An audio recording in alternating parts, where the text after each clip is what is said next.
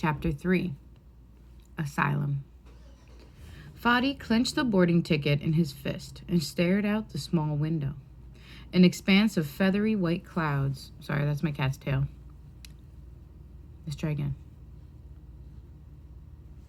Fadi clenched the boarding ticket in his fist and stared out the small round window.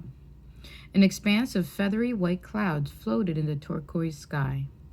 From the mixed-up files of Mrs. Basil E. Frankweiler sat on his lap, but he hadn't read a word of it.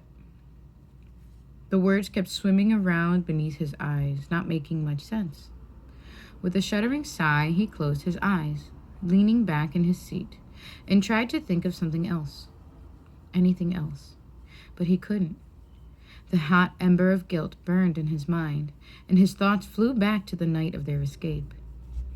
Habib's anguished face appeared, begging the truck driver to turn back. But the frightened driver didn't stop. The Taliban were in hot pursuit, and he had a lot of money riding on getting his human cargo across the border. At first, Zafuna didn't understand what was going on, but her pale face whitened further as Noor told her what had happened. Zafuna sat in shock, and then she screamed, "No!" The raw sound reverberated through the back of the truck. With superhuman strength, she lunged toward the back flap, but Noor held on to her. "We have to go back. My baby is there," sobbed Zafuna. As illness and exhaustion overcame her, she crumpled to the ground. "She's all alone. She's only 6. Fadi could hear the echoes of her anguished wails as she pleaded to the other passengers to stop the truck, to go back to find her little Mariam. But the others looked away. They couldn't stop, or they would all be arrested, or worse, killed. Noor held on to her mother's sobbing body, trying to comfort her as best she could, her horrified gaze flying from her father to Fadi. Habib tried to climb out of the truck, but the other men wrestled him to the floor. He would get himself killed, either from falling off the truck or by the pursuing Taliban. Fadi sat huddled in a corner, replaying over and over again the instant his fingers had left Mariam's hand as the truck accelerated to a breakneck pace, finally losing their pursuers in a side alley of Jalalabad's maze of streets. I see. Let me go back and read that again. Fadi sat huddled in a corner, replaying over and over again the instant his fingers had left Mariam's hand as the truck accelerated to a breakneck speed, finally losing their pursuers in a side alley of Jalalabad's maze of streets. That makes more sense. From there, the driver drove off the main road toward the border. By the time the truck reached Pakistan, Zafuna's cries had ceased to an exhausted whimper. Habib still clung to the back railing, watching Afghanistan disappear behind them. His father's shame flowed over Fadi as the other passengers looked at Habib with pity. Habib's gairat was in tatters. He had lost his sense of honor because he had not been able to protect his namus, his daughter. But it wasn't his fault, thought Fadi. It was mine. I have no honor. I didn't protect Mariam. Fadi opened his eyes and glanced to his right. Noor slouched next to him. Complimentary earphones jammed into her ears. Fadi winced. The intense rhythm of drums and the discordant clang of cymbals could be heard from his seat, and he wondered if she was going to go deaf. But Noor didn't seem to notice. She sat staring down the aisle with an intense frown on her face. In her lap sat a fashion magazine she'd picked up at London's Heathrow Airport, where they had caught their flight for the final leg of their journey. The magazine was open to a spread showing a model hiding in a tropical forest, dressed in shades of coral, resembling an orchid. Noor hadn't turned the page since they boarded the plane hours ago. Across the aisle, Fadi eyed his parents. Zafuna slept, slumped in her seat, while his father reviewed the forms they'd received from the American consulate in Peshawar. The papers had been waiting for them, arranged with the help of Habib's old college advisor in the United States. Stamped on them was the word asylum. The consul at the U.S. Embassy had explained that the U.S. government allowed refugees to come to America if they were in danger in their own country. We certainly were in danger, thought Fadi, watching his father's long fingers gently refold the pages. Fadi recalled the chilly night when the family had sat down for their evening meal and the Taliban had found Habib. "Turnip stew again," complained Miriam. "That's 3 days in a row." "Don't complain," said Zafuna. "There are thousands of children on the streets who don't have even a piece of moldy bread to eat."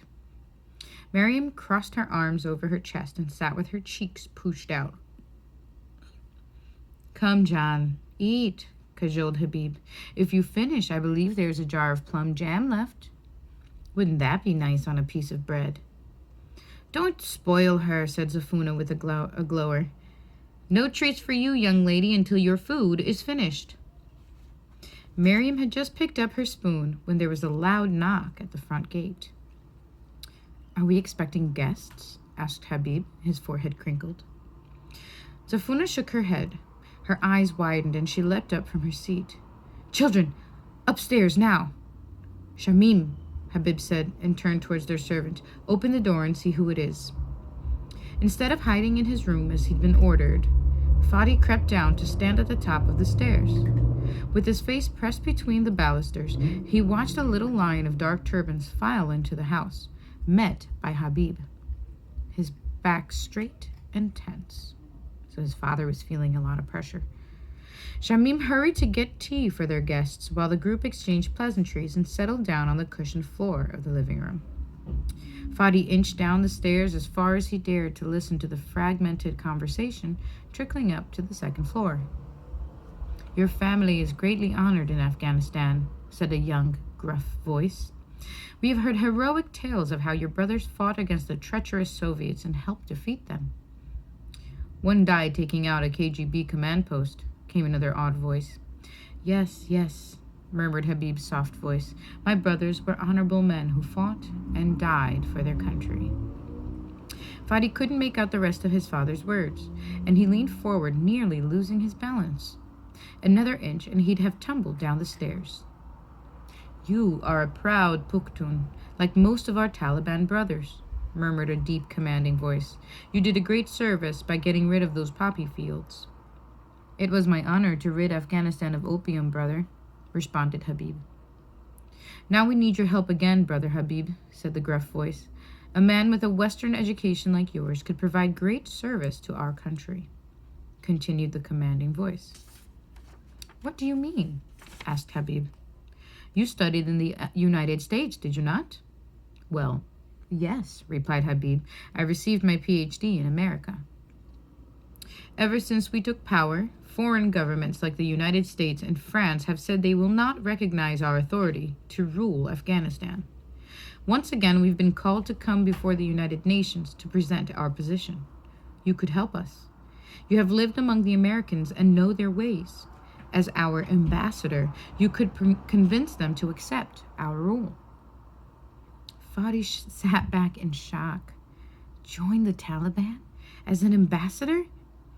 He leaned over the banister, practically hanging upside down so he could hear his father's answer. "Brothers, you honor me greatly," replied Habib, "but I am not a leader or a politician. I am just a teacher at heart. I don't think—" Fadi frowned. He'd lost the rest of his father's words. "Talk louder!" He was about to tip over when he felt a sharp pinch on his butt. "Get up here, you little brat," Noor whispered in his ear. "Do you want to get father in trouble?" Grumbling, Fadi retreated to his room. As soon as the Taliban left, Fadi, his mother, and Noor hurried down the stairs, followed by Miriam, who sleepily rubbed her eyes. "Go to bed, Miriam," urged Noor. Miriam shook her head. "I'm part of this family too, you know," she grumbled. "I want to know what's going on." With a huff, she followed them down into the living room. Over the next half hour, Zafuna's cheeks grew pale as she paced back and forth while Habib described what had happened. "Oh my goodness," she said, wringing her hands. "This is terrible, just terrible." "I know, what a pickle," Habib sighed, tugging at his beard. "The Taliban have become an irritation to foreign governments." "Well, taking in Osama bin Laden and his troublesome friends doesn't help their cause," said Zafuna. But the men at the bazaar said Osama was a good friend to Afghanistan, piped up Mariam. She'd created a fort from cushions and was looking out the opening. He fought against the Soviets and saved us. Oh, brother, muttered Fadi. Mariam is gonna get it. Habib smiled. Yes, Mariam, John. Osama bin Laden helped us fight against the Soviets. The United States even gave him money during the war. But unfortunately, he's using that friendship for his own gain, and the Taliban feel obligated to help him. But why? Asked Mariam. Our Pukhtunwali tenant of Melmastia dictates that we do not turn out a guest once we have given them our hand in friendship and a place at our table. So what that means is, by their code of honor, they are not allowed to. So if they invite you in as a guest, you can stay as long as you want or need. So Osama bin Laden was taking advantage of that.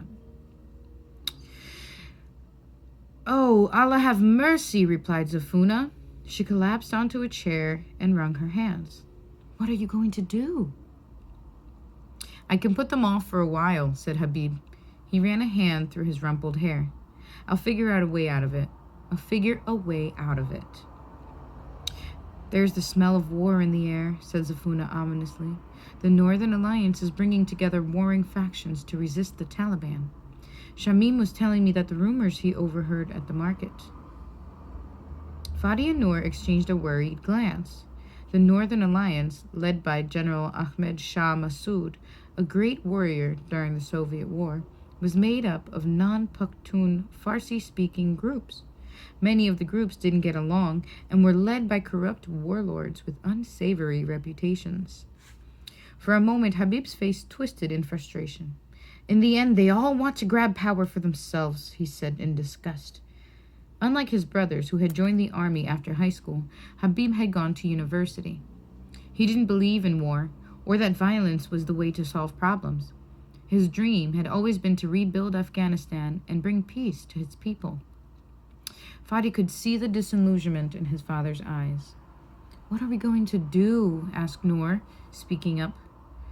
She looked from her father and back to her mother. We should have stayed in Madison, muttered Zafuna. Fadi had heard the argument before. While living in the United States, Zafuna had watched the news coming out of Afghanistan with growing concern. It had been in the spring of 1996, and Mariam had just been a year old. The Taliban had risen from eastern Afghanistan and had marched through the country, slowly gaining control. Are you sure we can't stay in the States, Habib? Zafuna asked. John, my student visa runs out in a few months, and we have to leave, Habib had told her. I could try to find a job here. That would extend our stay, but you don't think it's our duty to go back? We are educated. We can help the country get back on its feet after so many years of war. I can help the farmers improve their crop yields so fewer people will be hungry. You can open a school like you've always wanted to. Zafuna had pursed her lips in contemplation as Habib had pushed on. Just last night, CNN was showing the Taliban's visit to the United Nations headquarters in New York. They are an amazing group of young men. Inexperienced, sure, but they are bringing law and order to Afghanistan. They're getting rid of all of the corrupt and brutal warlords that took over the country after the Soviets left. Many refugees are returning, Habib had coaxed. In your new school, you could teach the kids all about the great books you love so much. Zafuna had smiled and relented. She knew her husband was an idealist, and in the end she'd agreed to his plan. Deep in her heart, she'd also wanted to see her mother, whose health had deteriorated while they'd been in Wisconsin. Within a year of their return to Kabul, Habib's dream had been shattered. The Taliban took control of the capital, and Kabul University was closed. The black-turbaned young men banned the education of girls, and any hope of Zafuna's opening a school was erased. The once respected and honored Taliban became what they were fighting against, the oppressive warlords and dictators that had preceded them.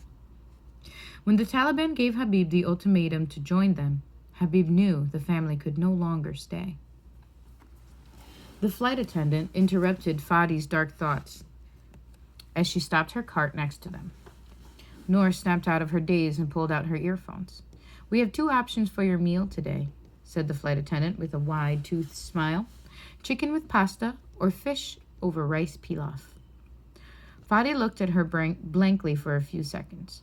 His brain was slow in getting used to English again, even though his mother had drilled them every day during their homeschooling. "Chicken? What is chicken? Oh, yeah, charg. Chicken, please," he said. "Chicken," responded Noor. "Please," she added as an afterthought. She pushed Fadi's elbow off the armrest. "Stop hogging my space." Fadi quickly moved his elbow. He didn't want to provoke her. She was in one of her moods again. The flight attendant gave them their trays and turned to his parents. "2 fish, please," said Habib, lowering his and Zafuna's tray tables. As Habib took the steaming trays of food, Zafuna opened her eyes. She was a little better after the medicines the doctor in Peshawar had given her, but she was still weak. "Try to eat, John," whispered Habib. "You need to keep your strength up." Zafuna rolled back the tinfoil and eyed the fillet of fish lying on a small pile of yellow rice. As she picked up the fork, her eyes filled with tears. "How can I eat when I don't know if my baby is hungry or not?" she whispered. Deep creases lined Habib's clean-shaven face. "She will be found," he said. "You could have gone back to Jalalabad again," said Zafuna. Fadi watched his father's face sag. "I didn't find anything, John. There was no trace of Mariam or anyone who'd seen her. I barely snuck back across the Pakistan border with my life. I had to bribe the border guard with the last of our cash." Fadi dug his fingernails into his seat. The 4 days his father had been gone filled them with constant fear. If the Taliban had caught him, he would have ended up in jail, or worse. It wasn't till he'd returned dirty and exhausted that the family had breathed a sigh of relief. But he hadn't found a trace of Mariam. "We should have stayed in Peshawar then," said Zafuna, turning her face away from the food. "We couldn't, John," said Habib patiently. "We delayed as long as we could. If we hadn't left, our asylum papers would not have been held for us. Then we would have been a family without a country to call home. We couldn't have returned to Afghanistan, and we couldn't have stayed in Pakistan." "But she's out there all by herself," insisted Zafuna. "Mother," whispered Noor, leaning across the aisle, "Dad did what he could." Zafuna's reddened eyes filled with tears, and she huddled in her woolen shawl.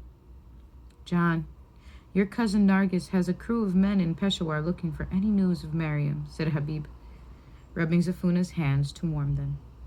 "Nargis had said she'd call us first thing if she learns anything. And Professor Sahib is headed to Jalalabad with his sons to search along the Afghan border." "But," began Zafuna. "Mother," Noor interrupted, "Mariam is an American citizen, so the U.S. consulate is keeping an eye out for her too. And I helped Kala Nargis post Mariam's pictures at the International Rescue Committee's office. If she comes over the border, they will find her. There are so many people looking for her, even your old schoolmate we ran into at the United Nations Refugee Agency's office," added Habib. "She will notify us if they or other local non-governmental agencies dealing with displaced persons spot her." Zafuna looked away from them and pursed her quivering lips. Noor settled back in her seat and sighed.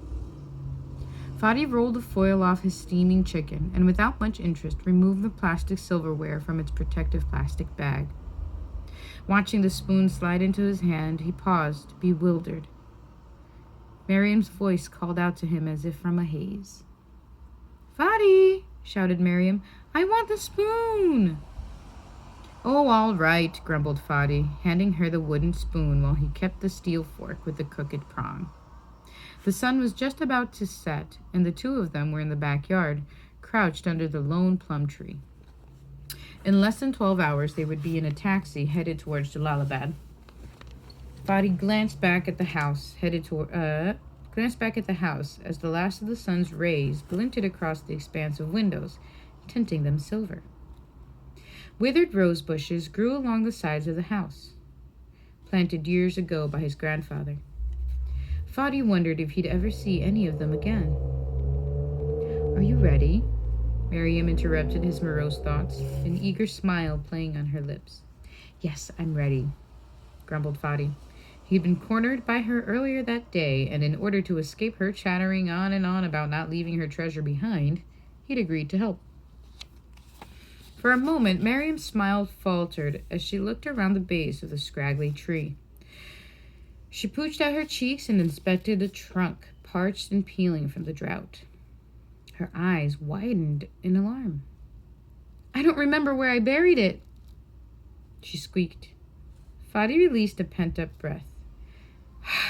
"Miriam," he said quietly, "there's still packing to do and we're leaving really early in the morning. Are you sure this treasure of yours is so important?" "Yes," said Miriam, her lower lip trembling.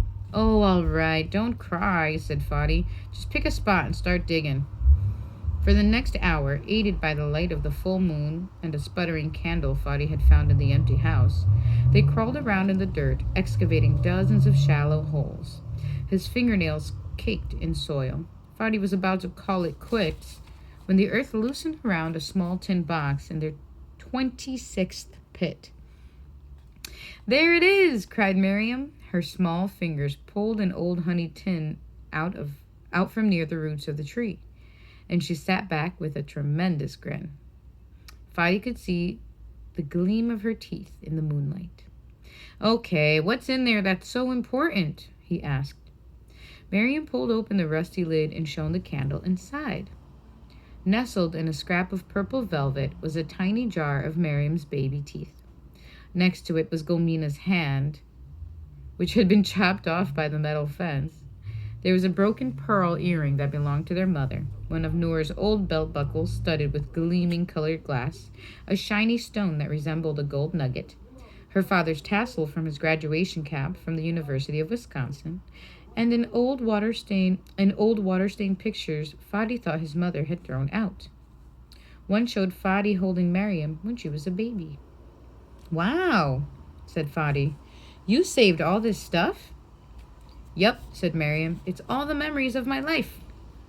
"Well, I'm glad we found it then. Will you keep it in your backpack for me?" "Absolutely," said Fadi, pulling Miriam up, covered in dust and clumps of dirt. They hurried back inside to clean up before their mother found them. The spoon felt cold and clammy in his hands. Fadi dropped it into his lap and leaned back from the tray table. There are a lot of people looking for her, he thought. She'll be found soon.